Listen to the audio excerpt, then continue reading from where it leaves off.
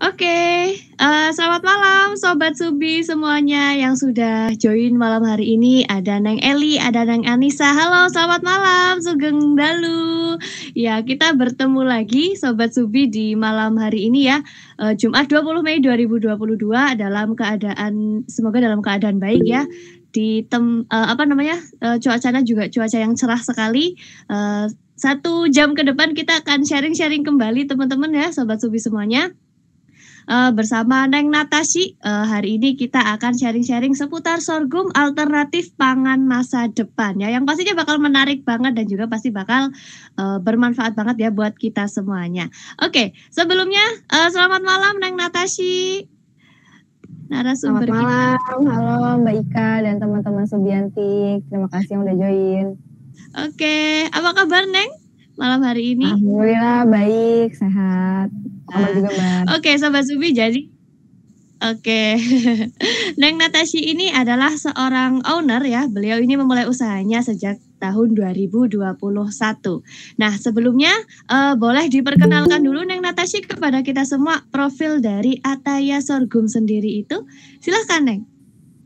Ya, oke. Selamat malam semuanya. Terima kasih Mbak Ika dan teman-teman yang udah join hari ini.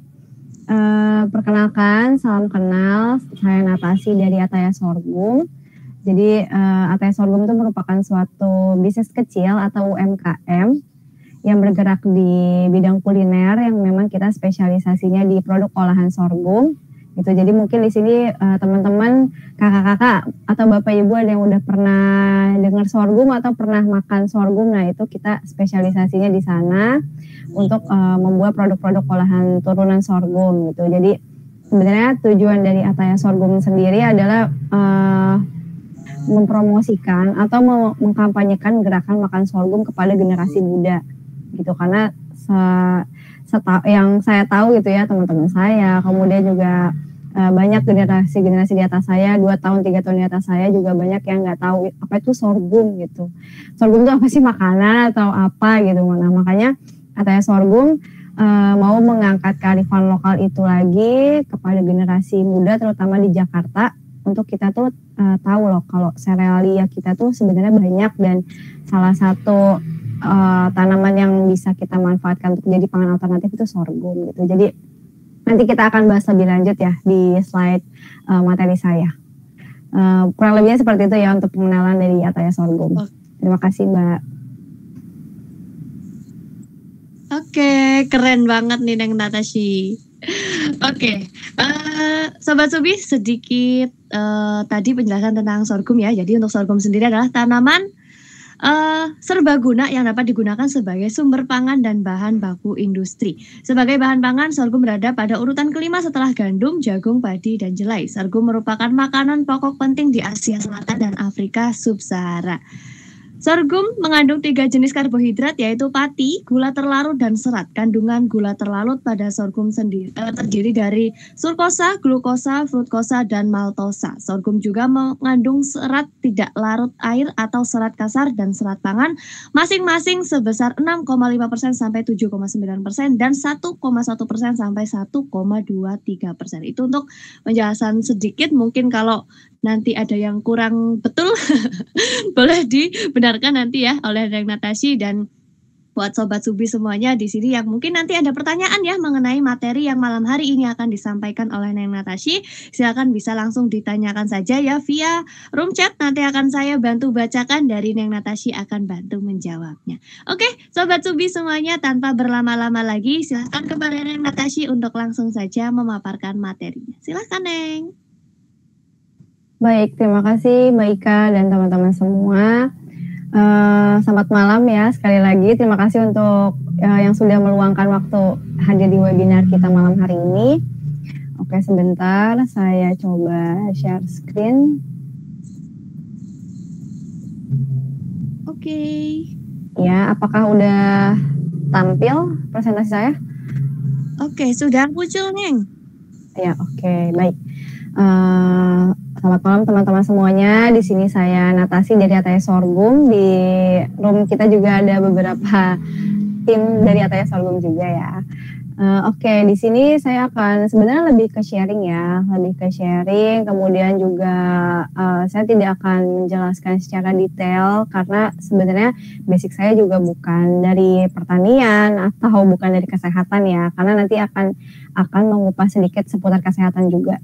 Jadi saya di sini lebih ke praktisi karena kita punya usaha sorghum dan saya juga berkecimpung di pertaniannya, atau bisa dibilang saya petani sorghum Jakarta gitu. Nah ini judul yang kita angkat untuk webinar kali ini adalah sorghum alternatif pangan di masa depan.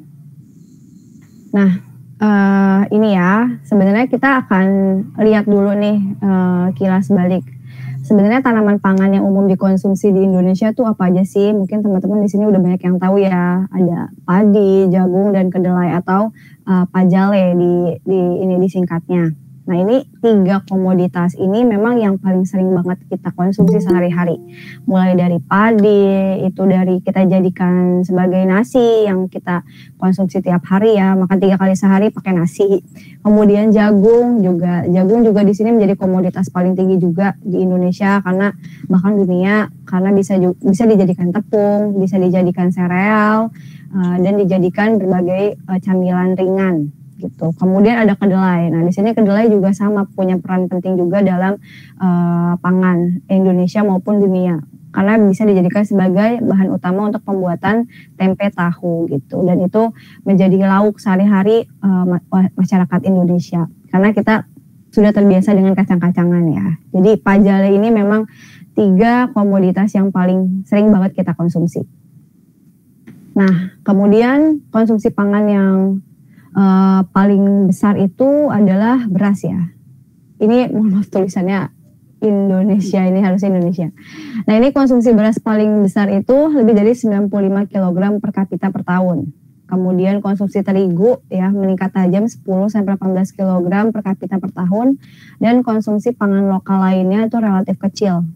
Jadi memang dominan kita tuh konsumsi ya pangan utamanya adalah beras dijadikan nasi gitu. Sementara pangan lokal lainnya relatif kecil seperti jagung, umbi-umbian maupun singkong maupun tanaman serealia. Nah ini berdasarkan kata data, saya mengambil data dari kata data impor gandum dan meslin pada bulan Januari sampai November 2021 itu tuh tinggi ya. Jadi meslin tuh semacam tepung gandum juga gitu. Jadi kita tuh Indonesia tuh mengimpor gandum dan tepung gandum itu juga cukup tinggi di bulan Januari sampai November. Dan yang paling banyak itu kita mengimpor dari Australia, kemudian dari Ukraina, Kanada, lainnya itu ada juga dari India, Argentina, dan Amerika Serikat. Jadi memang paling banyak tuh kita dari impor dari Australia, kemudian dari Ukraina. Nah dari Ukraina ini, sementara Ukraina tuh beberapa bulan kemarin lagi ada perang ya antara Rusia dan Ukraina. Nah ini mulai ada efek, pasti akan ada efek dari harga gandum, kemudian dari distribusinya yang akan mengakibatkan ke harga gitu. Jadi Indonesia tuh ketergantungan sekali dengan Ukraina nih salah satunya. Kalau misalnya ini akan punya efek negatif, maka kemungkinan juga pasokan gandum yang ada di Indonesia juga akan terganggu ya, seperti misalnya mie instan kita akan jadi lebih kecil atau harganya jadi mahal, atau tepung terigunya kualitasnya akan seperti apa gitu. Nah itu makanya kita nggak boleh terlalu tergantung dengan impor. Nah kemudian impor beras juga di kuartal di triwulan pertama 2015 sampai triwulan keempat 2021 Indonesia juga banyak mengimpor beras ya. Padahal sebenarnya beras Indonesia tuh nggak kalah enak dibanding beras impor gitu. Tapi sayangnya kita tetap masih harus impor ya karena kebutuhan dari untuk warga negara asing, kemudian perhotelan dan beberapa ya pariwisata seperti itu. Dan faktanya impor beras di Indonesia itu pada bulan September dan Desember tahun 2021 itu menyambat 114,45 ribu ton senilai 51,76 juta US dollar. Kemudian ya hal itu meningkat ya 24,4% dibanding triwulan sebelumnya, hanya 92 ribu ton. Dan pada tahun 2016 nih Indonesia sempat tercatat sebagai pengimpor beras terbesar mencapai 981,99 ribu ton atau 401 juta US dollar. Dan itu sayang banget ya, kenapa kita harus impor. Kita sebagai warga negara ya, saya pasti punya pertanyaannya, kenapa pemerintah mengimpor gitu, apa alasannya, apakah kebutuhan kita apakah ketersediaan sawah di Indonesia itu nggak cukup atau seperti apa, itu kita nggak tahu. Dan memang harusnya ada audiensi dengan pihak kementerian ya yang bisa menjawab pertanyaan-pertanyaan masyarakat gitu. Nah, tapi itulah faktanya. Dan akhirnya ketika kita mengkonsumsi hanya satu panganan gitu ya, diseragamkan akhirnya semua makan beras dan kurangnya diversifikasi, maka terjadilah penyakit-penyakit pada manusia gitu ya, terutama pada anak, yaitu penyakit stunting. Penyakit stunting itu penyakit kekurangan gizi ya atau kekerdilan gitu. Jadi umumnya rentan kepada anak-anak. Jadi mereka tuh tinggi prevalensi stunting dalam jangka panjang akan berdampak pada kerugian ekonomi bagi Indonesia. Nah, nanti kita akan lihat angka dari stunting, tinggi badan menurun di Provinsi DKI Jakarta. Ini berdasarkan data dari Kementerian Kesehatan tahun 2021. Ini untuk wilayah DKI Jakarta. Jadi yang paling terendah itu Jakarta Timur 13,3, kemudian disusul Jakarta Selatan, Jakarta Barat, Kepulauan Seribu, Jakarta Pusat, dan yang terakhir Jakarta Utara. Nah, itu di 20,4. Sementara standar dari WHO itu harusnya 20%. Nah, ini kita di Jakarta Utara masih lebih dari 20%, yaitu 20,4 gitu. Tapi kalau misalnya dipukul rata-rata di DKI 16,8. Sebenarnya di bawah 20% rata-rata dari WHO gitu. Dan itu memang masih tetap harus diturunkan karena Presiden Jokowi menargetkan kita bisa turun di 14% gitu. Nah, kemudian untuk tingkat provinsi ini ada ya, dari NTT ini paling tinggi 37,8, kemudian Sulawesi Barat, kemudian juga di Jakarta kita bisa lihat 16,8, itu masih termasuk masih rendah ya. Setelah Bali itu 10,9, tapi lagi-lagi Indonesia masih jika dirata-ratakan masih 24,4%, dan itu masih tinggi, jadi masih harus di bawah 20%. Gitu. Nah, kemudian sebenarnya apa sih yang menyebabkan pangan kita itu aja gitu. Nah, ini sebenarnya tantangan pangan di Indonesia sih. Karena pertumbuhan populasi kita semakin meningkat, kemudian dinamika urbanisasi dan konversi lahan pertanian juga semakin masif, dan dinamika produksi dan konsumsi juga semakin tinggi, dan adanya perubahan iklim. Nah, ini yang paling terasa ya, perubahan iklim. Dan itu perubahan iklim itu sangat terasa banget kepada para petani. Jadi yang harusnya mereka tanam jagung misalnya, mereka udah harus panen, tapi karena cuacanya berubah jadi musim hujan terus, akhirnya banyak yang gagal panen. Kemudian buah-buahan juga, sawah juga terjadi hama yang mulai aneh-aneh gitu, serangan burung yang bukan pada waktunya dan lain-lain gitu. Nah, itu yang paling terasa banget ada di perubahan iklim juga. Nah, ini akan mengakibatkan implikasi populasi bertambah ya. Kemudian sumber daya lahan juga terbatas. Nah, ini tadi sawah kita semakin sedikit, kebun-kebun kita semakin sedikit, dijadikan perumahan atau jalan raya gitu ya. Jadi mungkin teman-teman banyak yang pernah ngelihat di pinggir-pinggir tol yang dulunya itu sawah tapi sekarang berubah jadi perumahan. Nah, itu kan adanya konversi lahan ya. Kemudian iklim yang tidak ramah yang tadi saya sampaikan. Dan pertanyaannya, bagaimana sih kita memenuhi kebutuhan pangan di masa mendatang? Nah, itu nanti akan kita jawab pertanyaannya. Tapi kita balik lagi dulu nih ke sini, ke Indonesia gitu. Sebenarnya Indonesia tuh punya keanekaragaman hayati yang tinggi.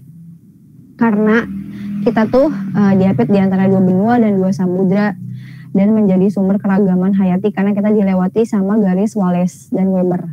Nah, kemudian juga Indonesia itu dilewati dua cincin api atau ring of fire gitu. Jadi hutan, lautan kita itu dikelilingi sama cincin api yang mana ketika suatu daerah dilewati cincin api itu pasti daerah itu subur.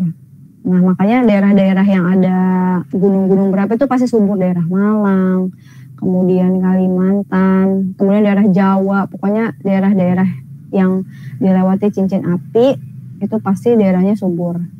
Dan Indonesia juga punya 17.000 pulau yang tentunya memiliki spesialisasi botani ya. Spesiasi botani yang banyak. Dan Indonesia juga tinggi akan sumber karbohidratnya. Kita punya 72 varietas. Kemudian punya 100 varietas kacang-kacangan dan 450 varietas buah-buahan. Nah, kenapa kita harus konsumsi sumber pangan lain selain beras dan gandum?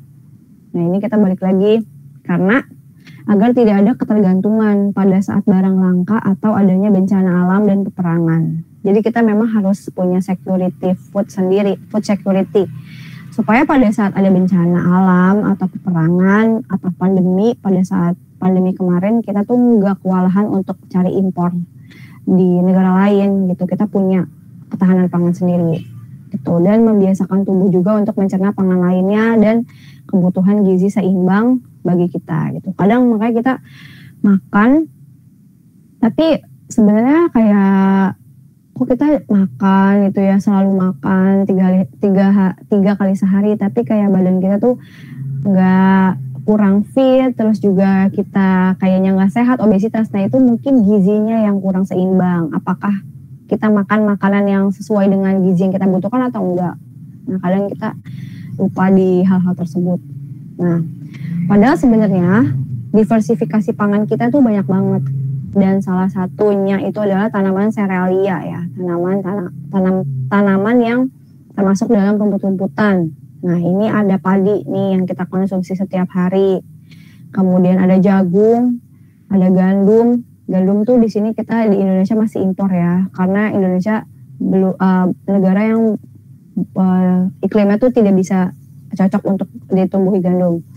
Kemudian ada barley, ada millet, ada jewawut, ada hanjeli, dan ada sorghum. Nah ini sebenarnya tuh dari 1, 2, 3, 4, 5, 6, 7, 8 serealia yang ada di sini aja belum tentu semua udah kita pernah makan ya, belum tentu semua udah pernah kita cobain gitu. Padahal sayang banget kalau misalnya kita tuh nggak pernah nyobain tanaman serealia kita gitu. Padahal kita tuh punya, dan rugi banget kalau misalnya kita belum pernah nyobain makanan-makanan ini gitu. Nah kita sekarang akan coba ngebahas tentang sorghum, salah satunya dari 7 di antara serealia. Nah kita akan bahas tentang sorghum. Nah, mungkin di sini teman-teman ada yang udah pernah tahu ya sorghum itu apa, terus ada yang udah pernah makan, ada yang udah pernah ngeliat atau pernah nanam. Nah sebenarnya sorghum itu salah satu gen dari 25 spesies tanaman berbunga dari keluarga rumput-rumputan. Nah dia itu disebutnya sebagai tanaman serealia yang dapat digunakan sebagai pangan dan pakan. Pangannya dikonsumsi oleh manusia dan pakan biasanya untuk ternak. Dan sorghum sendiri disebut dengan nama latinnya sorghum bicolor yang berasal dari kawasan subtropik Afrika. Nah dia itu berada di urutan kelima yang tadi Mbak Ika udah sampaikan, setelah gandum, jagung, padi, dan barley. Dan estimasi total produksi dunia tuh tahun 2021 70 juta ton per tahun. Nah sebenarnya kalau misalnya kita menelisik ke ini ya, ke masa lalu, sorghum tuh memang punya kejayaan, punya zaman jaya-jayanya pada saat itu. Pada saat belum banyak orang yang nanam padi di sawah atau belum cetak sawah gitu, daerah-daerah timur memang mereka yang dulunya mengkonsumsi sorghum karena daerahnya kering gitu. Dan di sini ada tercatat di Rumpius tahun 1747 sorghum telah tumbuh di mana-mana di Indes atau di Nusantara sekitar tahun 1645. Udah lama banget ya. Sekalipun tidak banyak lagi menjadi sumber pangan manusia, sorghum menjadi pelindung padi dari serangan burung. Karena alasan itu mereka menyebutnya sebagai ibu dari padi. Nah ini tuh benar banget, dan saya rasakan ya, dan teman-teman Ataya rasakan bahwa ketika kita nanam sorghum tuh burung tuh pada nyamperin, pada makanin, dan itu yang mungkin digunakan para petani untuk menjaga sawahnya ya. Jadi di pinggir-pinggirannya ditanamin sorghum. Dan pada The History of Java tahun 1817, Raffles menulis sorghum sebagai tanaman populer di lahan kering di Jawa. Selain dikonsumsi sebagai makanan, banyak difermentasi menjadi bahan minuman beralkohol gitu. Karena dia punya sifat alkohol juga, bisa dijadikan semacam wine gitu. Nah, kalau di daerah sendiri banyak banget nama-nama lokal dari sorghum. Kalau di Sunda ada yang bilang gandrum, terus ada yang bilang degem. Kalau di Jawa nih, mungkin teman-teman ada yang udah pernah dengar cantel ya, cantel, jagung pari, jagung mutri. Terus kalau di Madura oncer, Minangkabau gerai. Terus di Bugis namanya bata, kalau di Flores namanya watablolong. Terus kalau di Sumba namanya watarhamu, di Lembata namanya watarholo, dan kalau di Rote disebut dengan jagung rote. Jadi sebenarnya penamaan lokal sorghum itu beda-beda. Sorghum itu sebenarnya nama umum yang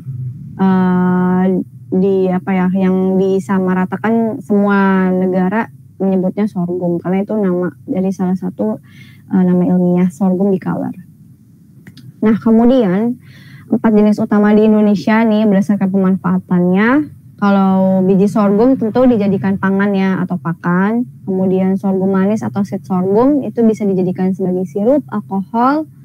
Kemudian juga sorghum sapu nih memang ada salah satu varietas broom sorghum itu bisa dijadikan sapu, sikat, dan itu udah ada salah satu perusahaan di Indonesia UMKM juga dan udah mengekspor keluar untuk dijual dijadikan sapu dan sikat. Itu untuk jenis varietas tertentu ya, sorghum varietas tertentu. Dan untuk sorghum rumput atau grass sorghum bisa dijadikan pakan ternak. Dan umumnya kalau di Indonesia itu dikenal dengan varietas bioguma 1, 2, 3, terus ada super 1, super 2, suri 3, suri 4, malang, kawali, numbu, samurai hitam, dan lain-lain. Nah, sebenarnya kalau misalnya ditanya syarat tumbuhnya apa sih? Nah, si sorghum sendiri tuh bisa pada lahan relatif kering, tidak perlu irigasi atau tegalan. Jadi dia cocok banget untuk tumbuh di daerah-daerah kering, daerah-daerah yang tropis, seperti daerah Nusa Tenggara Timur, Papua, dan daerah-daerah kering lainnya. Kemudian dia juga tidak membutuhkan curah hujan yang tinggi gitu, dan dia bisa tumbuh di ketinggian 0 sampai 700 meter mdpl gitu. Di Sukabumi masih bisa tumbuh karena tidak terlalu dingin gitu. Kemudian juga jarak tanamnya di sini 75 kali 25 cm.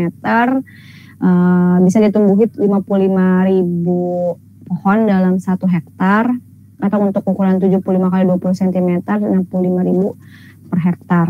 Dan sorghum sendiri itu bisa sekali tanam itu bisa 3 kali panen. Jadi per 4 bulan tuh kita bisa panen. Panennya tuh hitungannya 105 hari.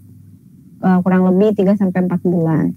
Gitu. Dan tanaman sorghum juga merupakan tanaman yang mampu beradaptasi dengan perubahan iklim nih. Karena sekarang iklimnya udah mulai acak-acakan nih, kebalik-balik, sorghum tuh bisa beradaptasi di cuaca ekstrim seperti sekarang ini.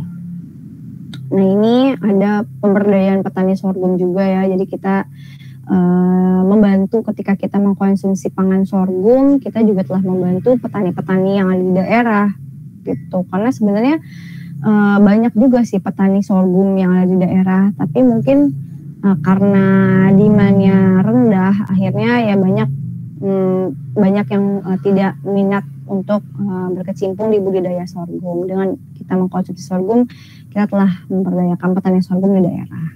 Seperti itu. Nah, kemudian kita akan bertanya lagi nih, sorghum tuh dapat dijadikan apa sih? Nah, ini tuh dua olahan yang benar-benar luar biasa ya. Bisa dimanfaatkan jadi apa aja. Bisa dijadikan nasi tentunya sebagai pengganti beras. Kita bisa mengkonsumsi nasi sorghum setiap hari, setiap kita makan, atau kalau misalnya mau belajar dulu kita bisa mencampur dengan beras nasi yang biasa kita makan gitu. Jadi di mix aja. Kemudian tepung sorghumnya juga bisa dijadikan berbagai macam produk turunan gitu. Nah, yang nanti kita akan bahas. Nah, sebelum kita bahas produk turunan, saya akan jelaskan dulu tentang manfaat sorghum bagi kesehatan. Nah, sebenarnya di sini saya membantu untuk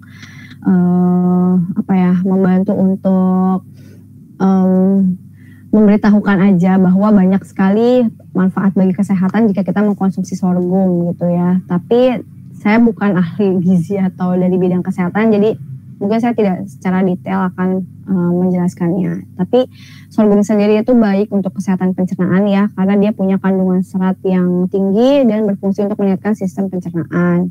Kemudian juga dia bagus untuk jantung, karena dia mengikis kolesterol berbahaya. Itu jadi untuk yang punya penyakit jantung ini disarankan untuk mengkonsumsi pangannya sorghum.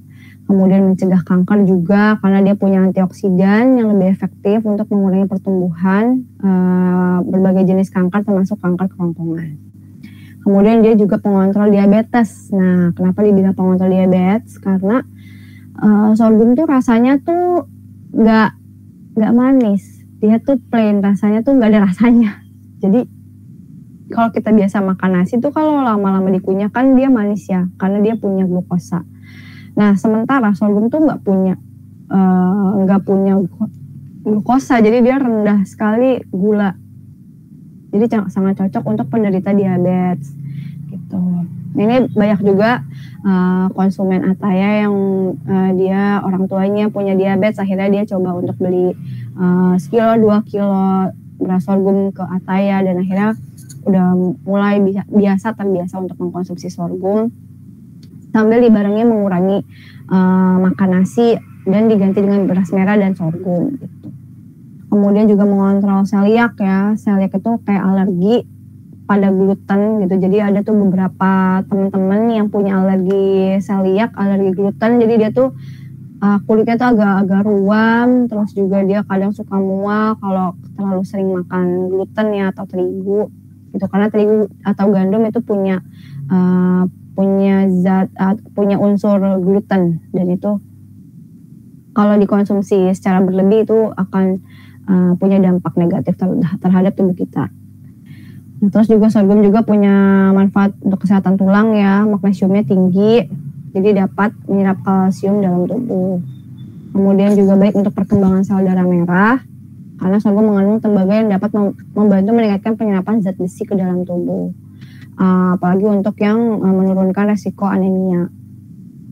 Dan tentunya dia juga punya manfaat untuk kestabilan energi karena dia tuh mengandung 28% vitamin B3 atau niacin yang merupakan komponen atau kunci yang berfungsi mengubah makanan menjadi energi yang dapat digunakan sebagai bahan bakar tubuh gitu. Jadi kita makan sorghum gak terlalu banyak. Kalau biasa kan kalau kita makan nasi kan banyak ya, suka ngambil banyak. Nah ini makan sedikit aja tuh udah mengenyangkan dan dapat menstabilkan energi. Nah ini kalau misalnya kita bandingkan komposisi gizinya antara sorghum dengan yang lainnya, di sini proteinnya sorghum juga lumayan tinggi ya setelah gandum. Kemudian juga untuk karbohidratnya dia rendah, sorghum ada di 70,7, sementara kalau beras ada di 76, terus ada di gandum ada di 71, jagung 73, dan jawa 72. Sementara karbohidrat di sorghum itu rendah. Dan di seratnya juga lumayan cukup tinggi. Setelah jawawut ya, jawawut kan termasuk superfood juga. Jawawut, jagung, sorghum, gandum, dan beras. Kemudian juga di abu, dia juga rata-rata ya kalau di abu. Kemudian energi per kalorinya juga cukup rendah, 329. Dibanding beras, jagung, gandum, dan jawawut. Nah ini sekarang saya akan coba untuk ini ya nge-sharing aja produk turunan sorghum itu bisa dijadiin apa aja. Nah sorghum itu bisa banget untuk dijadiin bubur seperti bubur kayak bubur ayam juga sebenarnya bisa. Tapi kalau saya nih coba bikin bubur kayak bubur ketan hitam pakai santan, nah itu juga enak. Bubur bayi juga bisa. Kemudian juga bisa diolah jadi pizza, bisa jadi lupis, karena sorghum juga punya jenis sorghum ketan ya, yang mana dia teksturnya tuh mirip lupis, lengket-lengket gitu, dan itu enak rasanya. Kemudian ada juga bisa dijadiin brownies, pengganti terigu ya, ininya bahan bakunya cookies kering, mie dan pasta juga ada. Tapi sayangnya masih kurang banyak produsen yang memproduksi itu. Gitu. Nah, kemudian juga aneka frozen food juga bisa kita ganti terigunya jadi tepung sorghum dicampur sama sagu atau tepung jagung gitu. Jadi kita coba untuk bikin frozen food yang gluten free. Kemudian juga sorghum bisa dijadikan gula. Nah, gula ini tuh didapat dari batangnya. Jadi jenis sorghum yang sweet sorghum itu batangnya manis. Bisa diolah diperas ya menjadi gula dan sirup gitu. Kemudian juga bisa jadi tempe. Jadi sorghum tuh karena dia bentuknya kayak kacang-kacangan tuh bisa diolah jadi tempe. Saya pernah bikin tempenya, cuman waktu itu masih kurang bagus karena raginya masih kurang oke. Nah ini, tapi teman saya ada juga yang udah pernah nyoba dan itu berhasil. Terus juga bisa jadi pop sorghum atau popcorn juga. Jadi banyak banget deh olahan-olahannya. Gitu. Kemudian Ataya sorghum ya, ini kita masuk ke Ataya sorghum, salah satu usaha saya. Sebenarnya Ataya sorghum itu didirikan atas visi dan misi pengalaman saya waktu saya melakukan pemberdayaan masyarakat di Kabupaten Malaka di NTT. Kita tuh sebenarnya visinya mengangkat kearifan lokal ya, pangan sorghum ke anak muda, mempopulerkan gerakan ayo makan sorghum untuk bisa menciptakan produk-produk inovatif ya berbahan dasar sorghum. Kemudian misi kita juga menciptakan makanan kreasi enak, bergizi yang dapat dinikmati oleh semua kalangan. Gitu. Teh sorghum punya tujuan ke sana. Dan kita juga punya kebun percontohan di daerah Jakarta Utara dan daerah Jakarta Selatan, ada di Pantai Indah Kapuk dan daerah Jagakarsa. Nah ini ada beberapa contoh foto-foto waktu panen sorghum, terus ada juga foto-foto petani kita, KTH, kelompok tani hutan, dan ada kebun sorghumnya. Nah kemudian produk Ataya sorghum kita tuh menjual beras, tentunya beras sorghum, tepung, cookies, kemudian ada brownies juga, ada minuman sorghum milk brown sugar, terus yang nanti mau kita buat ada mie sorghum nih. Rencananya kita akan kerjasama dengan salah satu balai besar pertanian yang ada di Bogor. Kita mau coba untuk bikin mie sorghum dan pasta, yang mana sebenarnya sasarannya lebih ke anak-anak karena rencananya kita pengen bikin mie sehat gitu. Jadi mie yang gluten free yang bisa dikonsumsi oleh teman-teman yang punya alergi gluten ya atau autoimun. Kemudian produk Ataya udah bisa didapatkan di mana nih? Kita udah tersedia di M Block Market, di M Block Space ya, di Jalan Panglima Polim, Jakarta Selatan, dalam bentuk kemasan pouch dan kemasan jar. Jadi kita bikin 2 kemasan untuk di M Block, karena M Block sendiri salah satu tempat swalayan yang menampung produk-produk UMKM. Mereka tuh punya 3 prinsip ya, wellness, locality, dan traceability. Kemudian kita juga ada di Alami Bulk Shop di Jagakarsa di Jakarta Selatan, salah satu toko bulk shop ya, menjual bahan-bahan curah. Jadi kita juga ada cookies sorghumnya di sana. Gitu.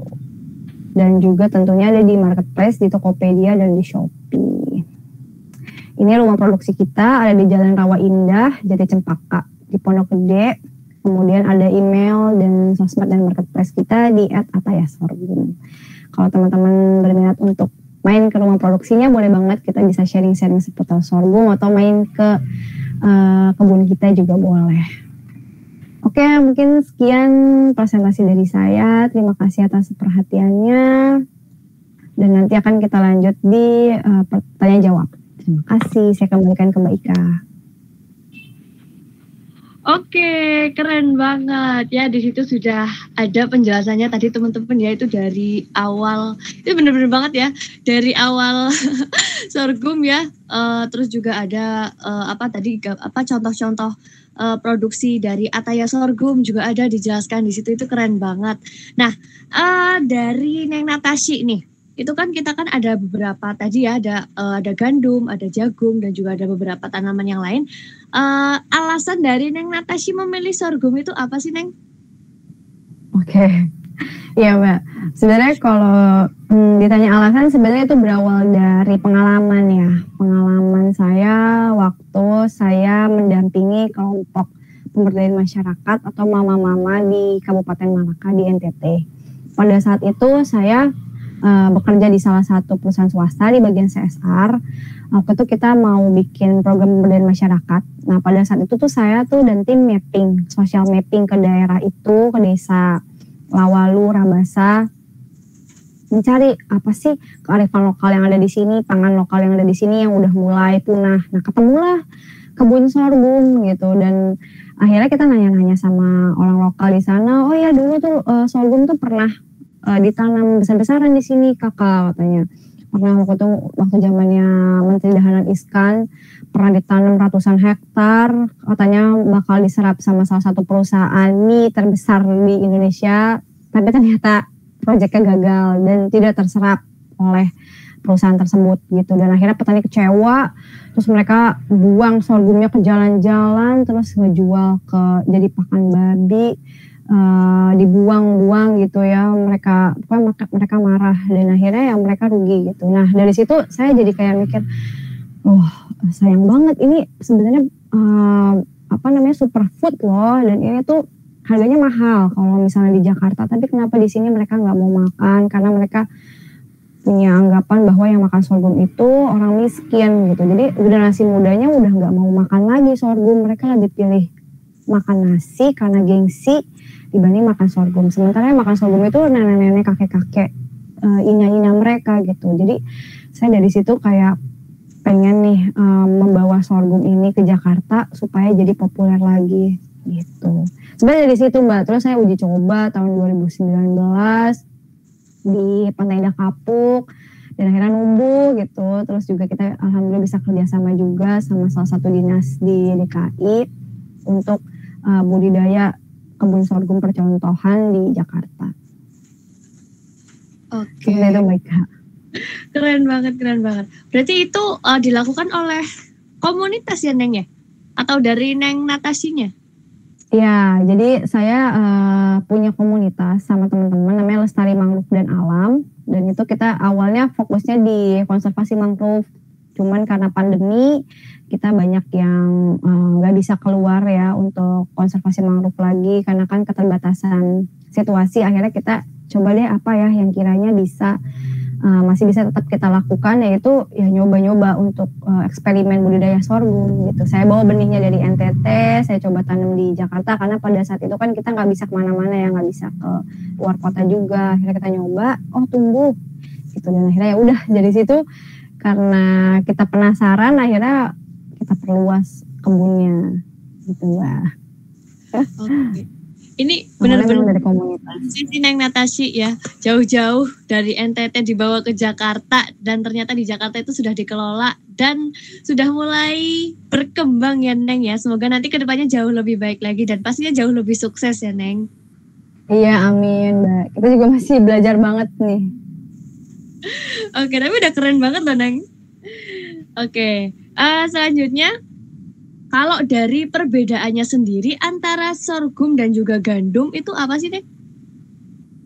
Oke, jadi perbedaan yang paling kelihatan ya ketika kita menjadi produk, karena kan kita kan lebih ke praktisi, ke nyoba-nyoba bikin makanan ya. Yang paling jelas sih kalau tepung terigu itu atau gandum itu kan dia punya gluten, sementara sorghum itu nggak ada glutennya, gluten free. Jadi memang dia nggak punya daya kenyal, nggak kayak terigu. Kalau terigu kan kita kasih air aja dia jadi kenyal kan. Kalau kita bikin gorengan, bakwan atau pisang goreng itu kan lebih gampang kan ininya pisangnya mungkin terlumur sama si tepung terigunya. Sementara kalau sorghum tuh enggak, dia jatuhnya tuh ambiar gitu, hasil akhirnya ambiar. Makanya memang harus dikombinasikan dengan tepung-tepung gluten free lainnya seperti tepung maizena atau tepung mokaf atau tepung pisang gitu. Jadi yang paling kelihatan itu ya glutennya, karena sorghum nggak ada gluten free.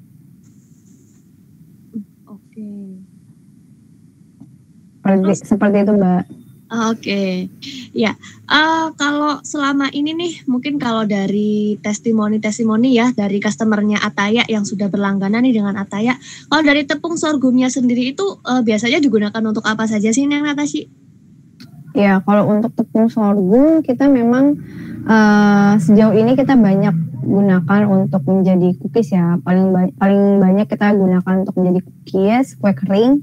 Kemudian juga kita bisa gunakan untuk jadi pengganti kalau kita bikin brownies, pengganti terigunya. Pokoknya semua jenis kue maupun cookies yang bahan dasarnya dari terigu itu sebenarnya bisa diganti sama tepung sorghum Mbak gitu. Nah, tapi memang harus kita coba-coba ya, kayak trial error.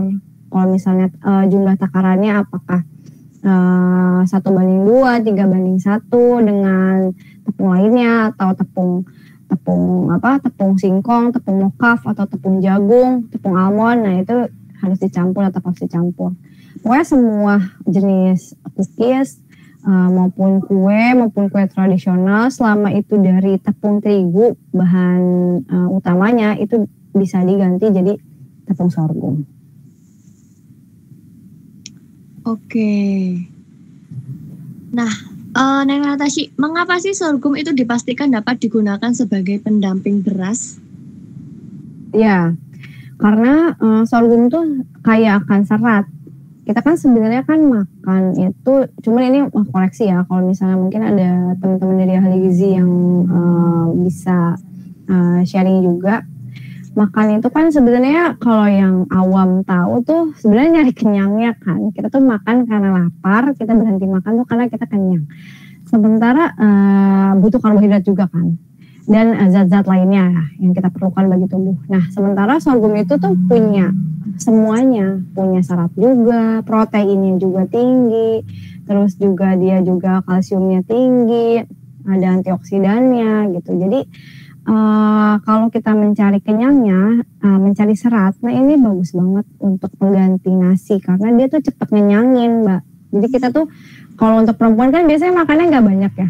Itu makan pakai porsi sedikit, setengahnya kita makan nasi, itu juga cukup kenyang banget gitu. Jadi buat anak kos atau mungkin yang mau diet, nah ini cocok banget buat konsumsi sorghum gitu ya. Dan sebenarnya saya nggak menyarankan untuk konsumsi rutin gitu ya setiap hari. Kalau misalnya masih belajar, digabung aja dulu sama nasi, sama beras merah, atau sama pangan yang biasa kita konsumsi sehari-hari gitu. Baru nanti sedikit-sedikit bisa full sorghum, kita bisa makan sorghum setiap hari. Gitu, ada diversifikasi aja, ada keragaman pangan. Oke. Berarti tadi untuk keunggulannya itu seratnya itu tinggi, proteinnya juga tinggi ya Neng ya? Betul.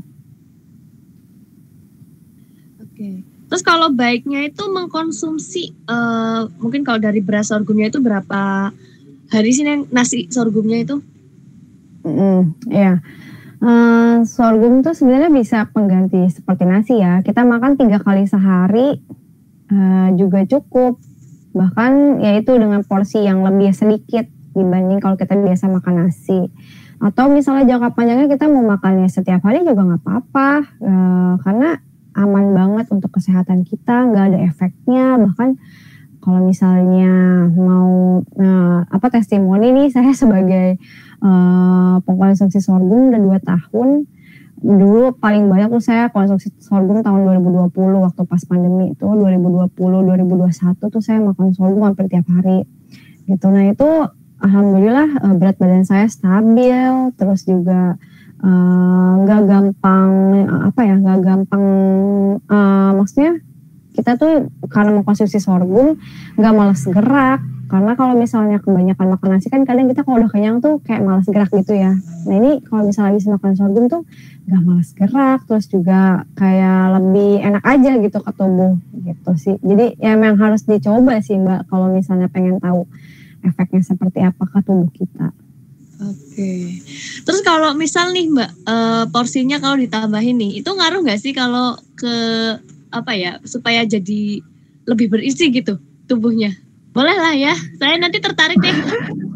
Boleh banget. Boleh kalau misalnya porsinya kurang gitu ya. Kalau misalnya makan sedikit boleh makan banyak. Terus lebih bagus lagi kalau misalnya kita bisa variasiin juga sama serealia yang lain ya, kayak jali-jali atau hanjelit, terus sama nasi jagung gitu. Jadi kita seminggu tuh makannya tuh macam-macam gitu loh, nggak cuma nasi aja setiap hari, tapi seminggu itu tuh ada yang kita kombinasiin, entah itu beras merah atau sorghum atau kacang-kacangan gitu. Dikombinasiin, di mix juga boleh.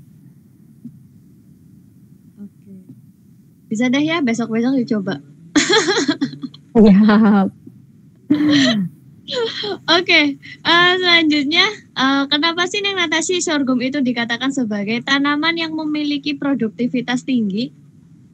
Ya, karena dari 1 hektar kita tanam itu bisa optimum di 4-6 ton hasil panennya gitu. Dan sorghum itu tanaman yang bandel Mbak. Jadi teman-teman nih kalau misalnya tanam sorghum aja 1 biji di depan rumah yang ada halamannya ya, yang dia tuh bisa ya sebenarnya di pot juga tumbuh itu bakal bisa tumbuh tinggi pohonnya tuh karena kayak jagung kan, tinggi gitu. Jadi produktivitasnya tinggi, apalagi semakin kita kasih pupuknya bagus, kasih pupuk organiknya bagus, pestisidanya juga nabati, terus juga perawatannya lebih intensif lagi, itu akan semakin bagus ininya, hasilnya semakin meningkat, bisa di maksimal 6 ton per hektar gitu. Karena dia tanaman bandel, jadi bisa ditanam di mana aja. Oh, oke. Mau nanya dong, boleh nggak? Oh, boleh sekali Pak DJ, silahkan. Sorry ya, baru aktif. Mbak, siapa? Natasi. Ya. Salam kenal ya, salam santun. Dari Jogja. Oh ya, Ya, salam kenal Pak.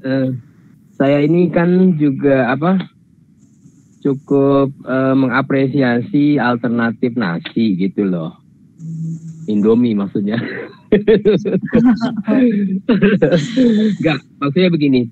Ini kan dari data statistik itu orang Indonesia sebenarnya sudah mulai beralih dari nasi ke yang lain gitu dalam 2 dekade terakhir gitu. Ini kita bisa ukur dengan angka penjualan mie instan di Indonesia ya. Dari situ berarti sebenarnya orang tidak terlalu fanatik terhadap nasi kalau ada alternatif lain gitu loh.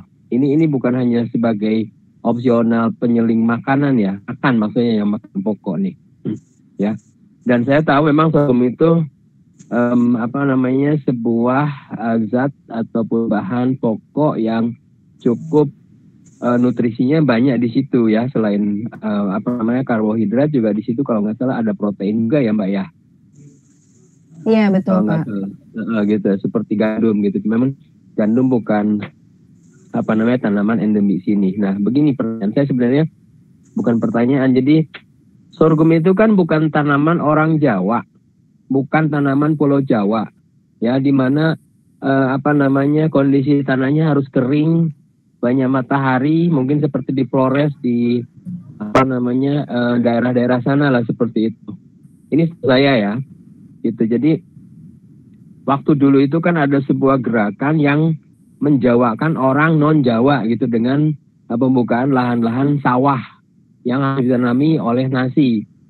Sebenarnya orang-orang Indonesia dari daerah-daerah itu kan sudah punya makanan pokoknya masing-masing sesuai dengan tanaman endemik lokalnya. Di sana ada ubi, ada lain sebagainya lah, termasuk sorghum ini. Nah sekarang sorghum lagi lagi mulai ngetren lagi nih. Teman saya juga di Adonara di sana, dia cukup overload gitu loh. Pada saat panen ya nggak ada harga gitu artinya. Padahal itu kan kita bisa mengkonsumsinya di Jawa di sini gitu loh, untuk makanan pengganti nasi. Cuman kan kita tahu sendiri bahwa nasi itu kan, ini kita bicara DNA.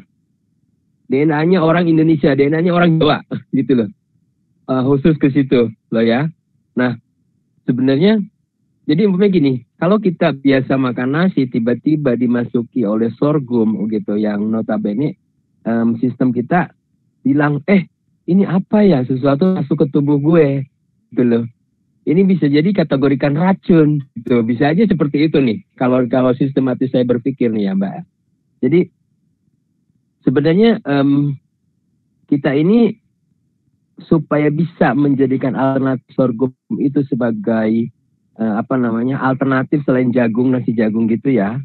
Nah itu secara diet gitu loh, kira-kira amannya tuh atau sistem tubuh kita itu bisa menerima sejauh toleransi mana, itu aja sebenarnya, seperti itu ya. Maaf loh kepanjangan.